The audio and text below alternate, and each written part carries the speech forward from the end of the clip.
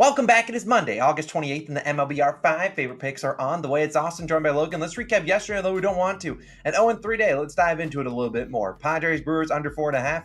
Yeah, no chance. Guardians, Blue Jays under 9. No chance. Luis Arias got his 2+ hits, runs, RBIs. Austin Riley couldn't come through. But if you've been watching our channel over the past 2 weeks, I feel like we have a winning day, then a losing day. Winning day, losing day. We've been just running on a treadmill, which probably sets up good for today's video, which means we're due a winning day. But look, Logan retired game picks yesterday. I'm retiring them too. We just cannot seem to get game picks right. I mean, you look at our record, in the bottom right of the screen, you see we've done a ton of game picks, almost 240 combined, and we're only up a unit. Whereas you look at player props, only done about 137 of them, and up 24 units. It's pretty clear we've done much better on player props. We're gonna stick to what's been making us money. We love doing game picks because a lot of people can tail those. A lot of people still can tail the player props, but we got to stick to what's been making us money. It's a very similar process of what I do in the NBA. I crush the player props, spreads, and really that's the sharpest market out there. Very tough to make money long term, but we've been crushing props. We're gonna stick to it. We'll still do some team totals here and there, a little bit different from asking two teams to do something, whereas we're just asking one. But let's dive into our favorite picks. I said we had 5 picks. We're going to talk about 4 of them in this video. The 5th one is going to be our parlay of the day. We're going to throw half a unit on it. So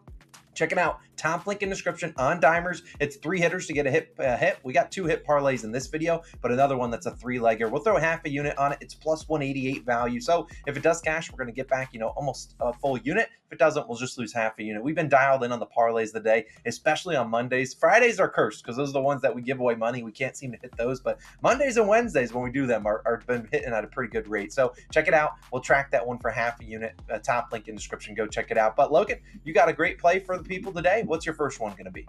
Yeah, we're going with a pitcher prop in this one, and I'm taking Blake Snell of the Padres under 17.5 outs, minus 130 odds on DraftKings. Yeah, I'm in the outs market. I'm tired. I think this is definitely a market that I haven't explored enough, but it's definitely a market that the books are pretty sharp on. So this number kind of surprised me because I'm like, normally they're not afraid to juice the over on the 17.5 outs because they know 6 innings pitched is normally the magic number. To see it's plus value for 6 innings pitched, even though Snell has hit the over in 3 straight games, it's kind of surprising to me. And actually, funny enough, this line was just 16.5 right before we hit record. Then whereas we're going through in the odds, it changed right to 17.5. And I'm like, yeah, people are probably going to switch this one around. It's probably not going to last at plus value. So this is probably one I would probably wait to place this one because the squares will bet this one, flip it, and it will probably be plus value on the under naturally. But Snell faces the Cardinals. He faces the Cardinals, and the Cardinals are a team that isn't afraid to walk.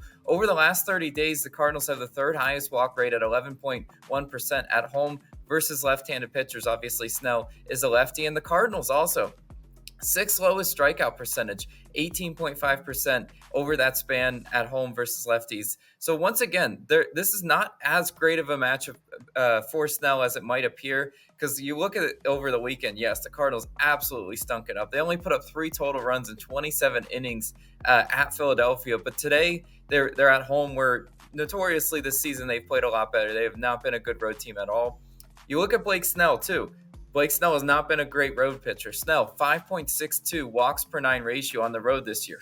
Look, that is so ridiculously high. There's a reason why Snell is in the 5th percentile in walk percentage. So Blake Snell is just one of those pitchers. If you sit with the bat on your shoulder, you will be able to draw walks because he lives, outside half to inner half. And when he's not hitting those inner half, outside half zones, he's you're able to draw a walk against him. You look at some of these Cardinals hitters before, and they've seen him before. Contreras, Goldschmidt, and Arenado have 3, 2, and 2 walks drawn versus Snell, respectively. So you look at these Cardinals hitters. What is going to be their plan of attack for Blake Snell today? I think it's going to be let's drive this guy's pitch count up. Let's make him throw strikes because if he's if we're making him throw strikes and beating us that way, there's a good chance we could get him out of the game early.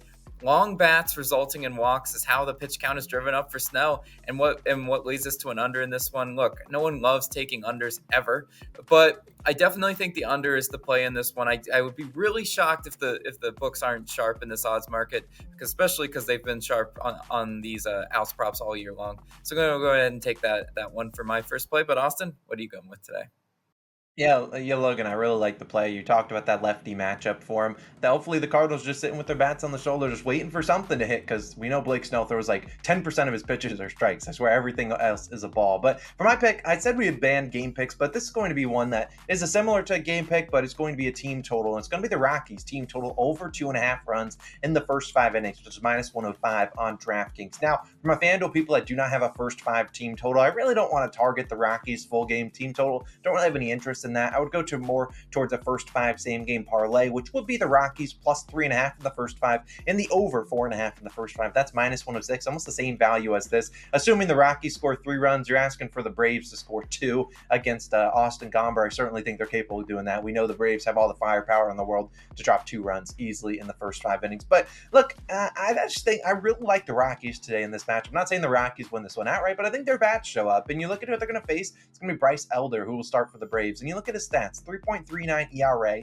and a 1.2 whip. Now, his expected ERA is a 4.24, so they are expecting some regression to come his way. Could it come today in Coors Field? I certainly think so. And Elder's coming off actually 2 great starts, 0 and 1 earned runs, allowed it to the Mets and the Yankees. Now, both those starts were at home. He finds himself on the road, where in his last 2 road starts, 5 earned runs in each of them. So he's clearly not been the same on the road. If you look at his home road splits, they're actually, not as big as those last 4 starts would say. But still, I look at this guy and I look at his other props. I mean, his earned runs props in at 3.5, like plus 105 on the over. And then you look at his outs props in about 16.5. And you look at his hits allowed prop sitting at 6.5 with minus 145 juice on the over. Now, I'm not saying, hey, go out there and bet the over on 6.5 hits allowed. You won't see me doing that, because asking a team to get 7 hits, still pretty high number. But this season, when we've seen Elder give up 6 hits, I'm not saying he gives up 7 hit that over, although it is juiced towards the over. When he's given up 6 hits on the road, he's allowed 3, 2, 7, 5, and 5 earned runs. And most of those have been in the first 5 innings. You're giving up 5 earned runs, you're likely not making it past 5 innings.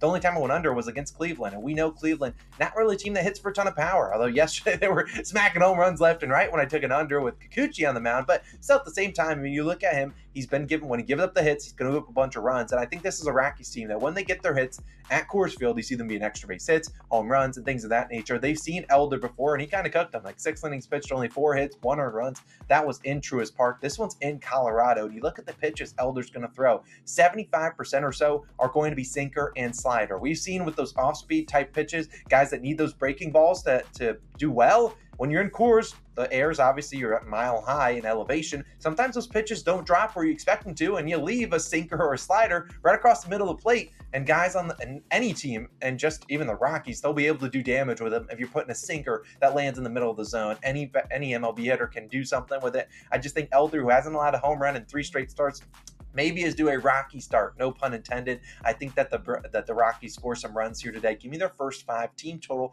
over 2.5. I think it's a really good one. Let's roll with it. Rockies, we need 3 runs in the first 5 innings. Go get it done. But Logan, you got a hit parlay. What'd you cook up for the people today? Yeah, I got a hit parlay that I really do like. I'm taking Bryson Stott of the Phillies and Nico Horner of the Cubs, each to record a hit. Parlay them together, minus 110 odds on Bet365, currently your best value there. Now, next best odds for non-Bet365 users would be FanDuel, minus 121 on FanDuel, so not a huge difference at all there for all you people that say we cheese on Bet365. But look at Bryson Stott. This is normally not the Philly hitter I take. Everyone, I know I'm shocked you swore it would be Trey Turner, but no, normally I would take Trey, but I like Bryson Stott's average versus Lucas Giolito today, because he faces Giolito and the Angels today. Stott 0 for 3 versus Giolito with no strikeouts, though. I'm confident he bumps that average up today. Bryson Stott is a lot better hitter than he is. Later in the year, he's definitely progressed in a way that I like to see. Giolito, look at his home road splits. 6.14 ERA on the road. Lucas Giolito is one of those pitchers that I cannot ever trust to not host batting practice on the road. And you look at home, this is where Bryson Stott has just been hitting the cover off the baseball. Stott hitting 298 this year at home, and 305 at home versus right-handed pitchers. Obviously, he gets the righty-lefty matchup because Bryson Stott is a lefty. Look at the pitch mix Giolito's going to throw him. He's going to throw fastball 44% of the time, slider 30%, and changeup 25% of the time. Bryson Stott's average versus those pitches, 313, 317, and 221. So obviously, fastball, slider, those are really great. Obviously, Giolito can't spam the changeup. That's not going to happen. He's going to throw him fastball and slider, and it's going to be up to Stott to be able to hit one of those where the defense isn't. And I think we've seen time and time again, he will be able to do that. And even when Giolito comes out of this game, this is a terrible Angels bullpen. Angels 25th in bullpen ERA over the last 2 weeks. I mean, who do you like out of their bullpen? That's my question to you. The next leg of this parlay would be Nico Hoerner of the Cubs. He faces Wade Miley and the Brewers at home today. Hoerner hitting 297 at home this season and hitting 268 versus lefties at home, which is pretty solid averages, right? He's hovering around that 300 batting average at home. He's very comfortable at home. Hoerner hasn't had great success versus Wade Miley. He's only 2 for 11 versus Miley in his career. But I look at Nico Hoerner's career, and he's a much better hitter now than he was earlier in his career. And he's one of those hitters that I really like playing at Wrigley because he knows the dimensions of that park. He knows where he needs to hit it to get that base hit to drop. Miley will throw the cutter, four-seamer, and changeup. I really, really do like Hoerner's batting averages versus those pitches because he's hitting 375 versus the cutter, 309 versus the four-seamer, and 286 versus the changeup. So those are going to be the three primary pitches that Wade Miley's going to throw. And Nico Hoerner's been hitting them really well this year. I'm trusting a good fastball hitter, actually great fastball hitter in Hoerner to hopefully get us the hit today and cash that second leg of the parlay. But Austin, what are you going with today? Yeah, just like you, I got another hit parlay, and if I haven't said it enough, our fifth play will be that hit parlay on dimers. But let's talk about mine. I'm going to go to two hitters I really like too. It's going to be Nate Lowe of the Rangers and Bobby Witt Jr. of the Royals, each to record a hit, -108 on Bet365. Very similar odds, -122 on FanDuel. Obviously, if you are on FanDuel, I would technically probably wait until we see them confirmed in the lineups a little bit later on in the afternoon. But let's talk about Nate Lowe, who I really like the matchup here today, and he's been swinging a pretty good bat despite being on the road where he normally has worse splits. Now, Lowe, look at him on the year, batting 280, pretty solid on a 9-game hit streak. Hopefully that goes to 10, and he's hitting 298 versus right-handed pitchers. He'll face Tyler McGill of the Mets, who is a right-handed pitcher. Now, McGill, like I said, has had better success at home, but what I like most is that we look at so you see McGill, the pitcher, is that we're pitching at home for the Mets, but he's been struggling versus lefties, allowing a 309 batting average, which Lowe is obviously a lefty, and you love Lowe having the ability to bat behind Corey Seager. Now, Seager has just been a menace, and given that Seager's also a lefty, won't really surprise me if we see probably them pitching around Seager, if they maybe intentionally walk to face a guy like Lowe.